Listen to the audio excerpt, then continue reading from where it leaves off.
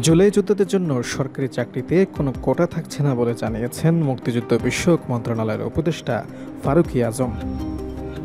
সোমবার সচিবালয়ের সংবাদ সম্মেলনে সাংবাদিকদের এক প্রশ্নের জবাবে তিনি এই কথা বলেন।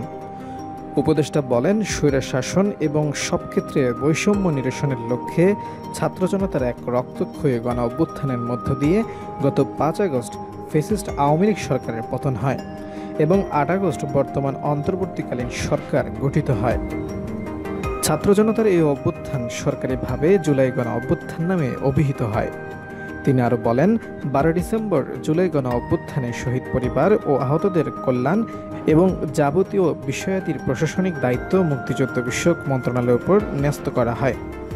জুলাই গণ অভ্যুত্থানে শহীদ ও আহতদের পূর্ণাঙ্গ তালিকা চূড়ান্তকরণ, আহতদের চিকিৎসা ব্যয় এবং তাদের পরিবারকে আর্থিক সহায়তা সহ পুনর্বাসন করার উদ্দেশ্যে যাবতীয় কার্যক্রম সম্পাদনের জন্য ২৮ এপ্রিল জুলাই গণ অভ্যুত্থান অধিদপ্তর গঠন করা হয়। জুলাই গণ অভ্যুত্থানে নিহতদের জুলাই শহীদ এবং আহতদের জুলাই যোদ্ধা হিসেবে সরকার জুলাই গণ অভ্যুত্থানে শহীদ পরিবার ও জুলাই যোদ্ধাদের কল্যাণ ও পুনর্বাসন অধ্যাদেশ ২০২৫-এর মাধ্যমে স্বীকৃতি দিয়েছে বলেও জানান তিনি।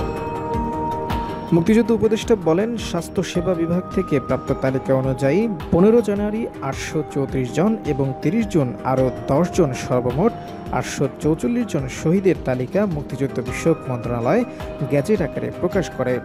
তিনি বলেন, আহত হওয়ার ধরন অনুসারে জুলাই যোদ্ধাদের ৩টি শ্রেণীভুক্ত করে ২৭ ফেব্রুয়ারি ৪৯৩ জন জুলাই যোদ্ধাকে ক শ্রেণীতে, ৯০৮ জনকে খ শ্রেণীতে এবং ৪ এবং ৫ মার্চ ১৬৪২ জনকে গ শ্রেণীতে অন্তর্ভুক্ত করে গেজেট প্রকাশ করা হয়।